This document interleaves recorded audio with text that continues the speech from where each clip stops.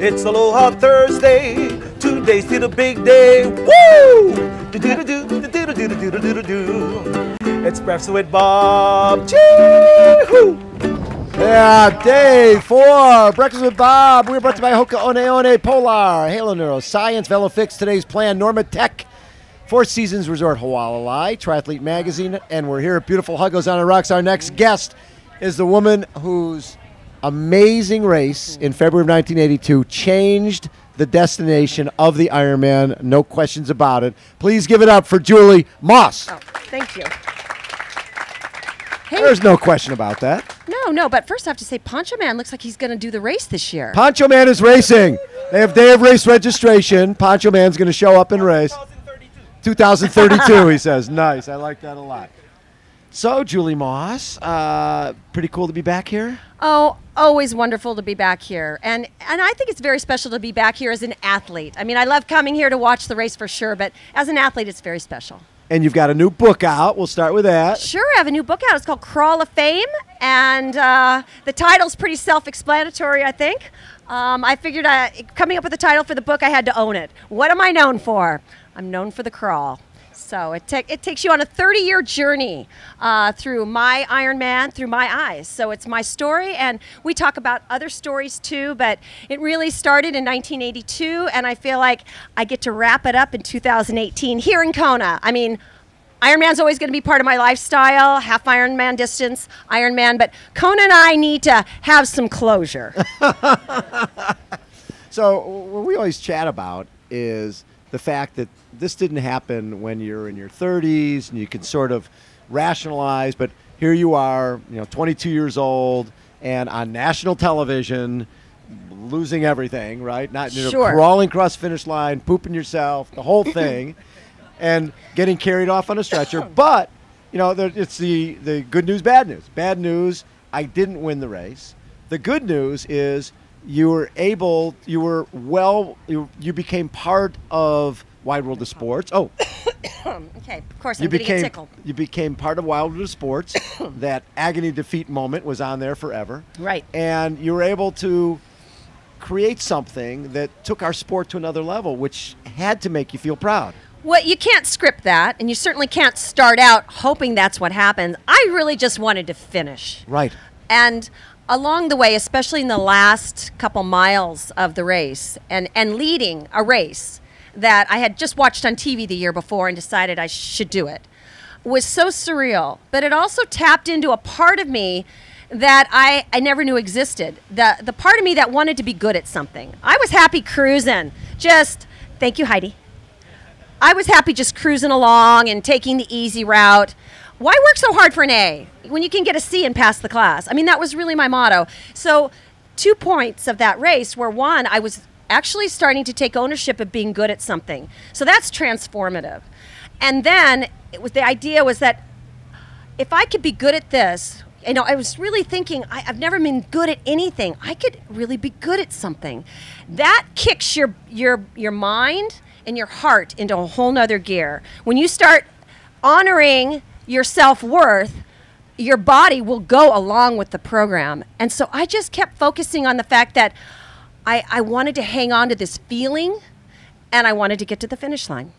So what people don't realize is back then, ABC Wild World of Sports, they would do 3 stories on the show. Mm-hmm. Our show, they would do a 20-minute piece on the Ironman, they'd do ice dancing, they'd do roller derby, and they go right from one to another. So when Julie is being carried off on a stretcher after coming in second and crawling and collapsing on the finish line with a smile on her face, and people are putting a layer on her neck and then putting it on a stretcher and carrying off, they left the Ironman to go to ice dancing or cliff diving, whatever they went to next. So people sitting at home watching this on Wild World of Sports had no idea if she was alive or dead.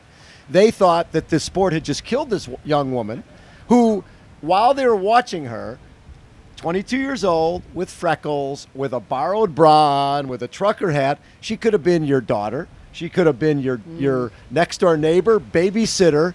People could relate to her. Where Dave Scott winning in 1980 on ABC was great, but people couldn't relate to this guy who needed to cool down after a 140-mile race. They couldn't relate to John Howard in 1981, who was a Pan American Games gold medalist and a 3-time Olympian. But they could relate to Julie Moss, who was an average everyday person. And what was it about this finish line that was that important that someone would crawl and collapse on it to get there? After this happened, and ABC had to bring you and Kathleen to New York the next week and put them on national television to assure the American public that they weren't dead and this sport doesn't kill people. How did that change things for you? Well, that allowed me to see the Ironman for the very second time. We didn't have a way to record television back then. So I'd watched the Ironman, and I'd watched myself on TV for like 20 minutes, and every detail of my finish was just being played out. So then to go back in the studio and only see it for the second time, I started to cry. Yeah. And I mean, it was just really emotional, and I kind of had to hold it together.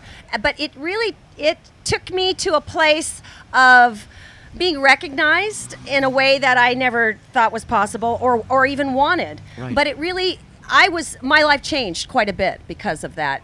Coming on to ABC with Jim McKay right after the Ironman aired, it started something, and it feels like I've been riding that wave for about 35 years. Keep riding. And the other thing that happened because of that, they moved. The Ironman had been in February, which meant that only people from warm weather areas could train for it. So they added a second Ironman in '82 in October, so people could train for it. Started the USTS series, United States Triathlon Series, in June of that year, and you were one of the poster poster athletes for that, getting sponsorships. Speedo and Coca-Cola came into the sport, and Bud Light came into the sport. And all of a sudden, we had a real sport based on that magic moment in time. How long did it take you to sort of embrace it and to own it? Well, I couldn't say no to the opportunities. I just had to figure out how to become an athlete. That was the hard part, how to become an athlete. Right. If you're being sponsored as a professional athlete. That took me years to figure out. Did it really? Oh, yeah, yeah. I mean, I could mimic the training, but I didn't have the head for it. I had a glimpse of it in 1982, and because I put myself in such a scary place, I went so deep. I kind of had the reins on after that. I wouldn't go that deep. I tried to make up for it with training, but I think it took me a long time to wrap my head around the idea of really putting myself out there completely in a race.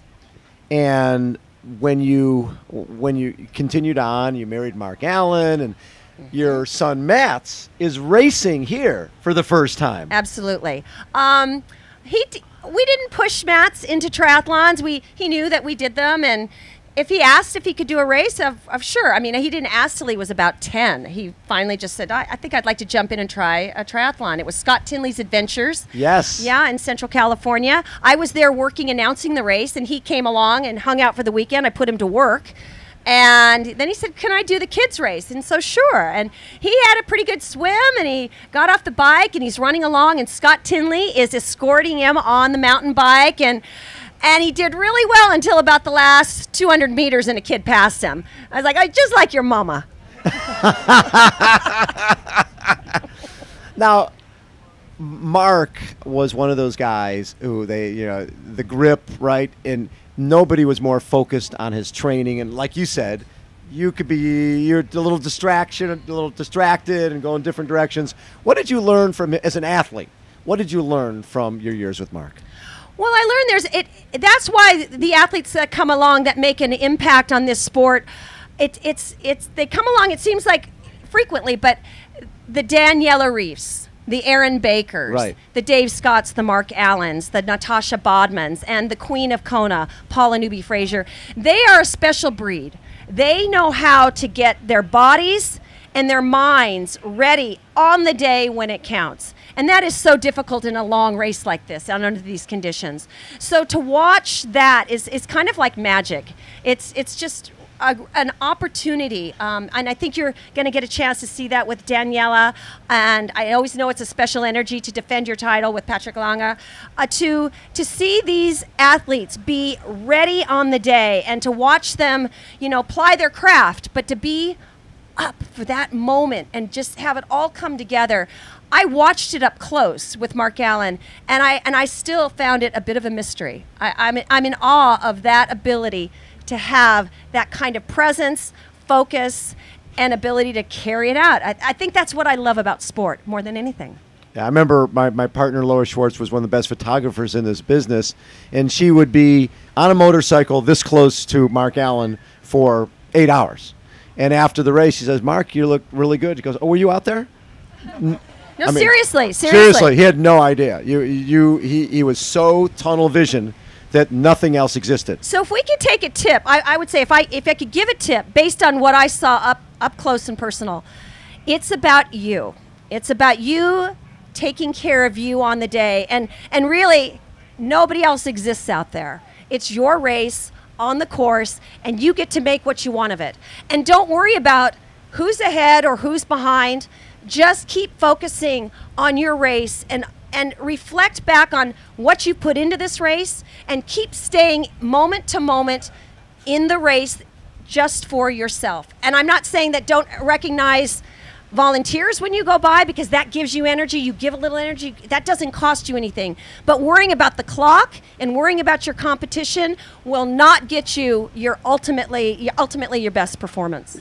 I felt that last year that you were focused on the clock and focused on your result rather than just absolutely be Julie Moss. I represent, if things get tough, I'm going to dig deeper than ever. And last year I felt like, hey, I am in the best shape of my life. I'm going to win my division. I'm going to do. Did you feel that? Well, I set out to do that, and I felt like if it's a goal, say it out loud, make it real, own it. And I said, I'm here to go as fast at 59 years old as I was when I was 23. Yes. 11 hours and 10 minutes, which I trained. I thought I had it. And I was so focused on that I stopped realizing I dropped quite a bit of weight before the race. I showed up here not having one bad workout until race day. And it started out bad. And I was flat, and I went from flat to feeling broken. And when I got to the finish, or to the transition area to start the run, I was heartbroken. I didn't have a plan B. 23 years old, I only had plan B, get to the finish line. And I know last year I was capable of walking and figuring maybe something would have come back, but I was so fixated on that outcome, that result-oriented place, that I didn't even want to consider just finishing. Well, let me tell you, that is falling, not just falling down and getting back up, that's falling on your face and staying down. And it was a decision that I owned at the time, and I knew it was going to be maybe unpopular because of the people that I'd inspired to crawl to the finish line. But I also knew that I would have to spend a whole nother year coming back to make up for blowing it.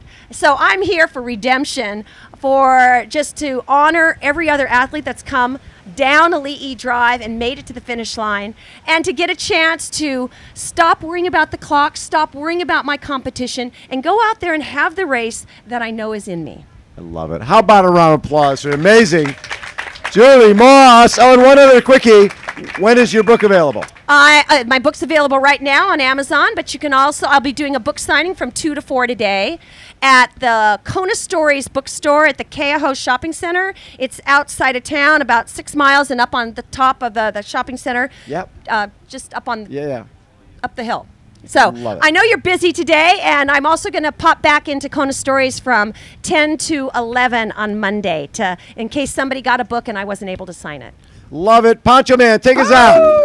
It's Aloha Thursday, 2 days to the big day. What? And it's breakfast with Bob. Hello, everybody. And tomorrow, Legends Friday. Come on out and join us.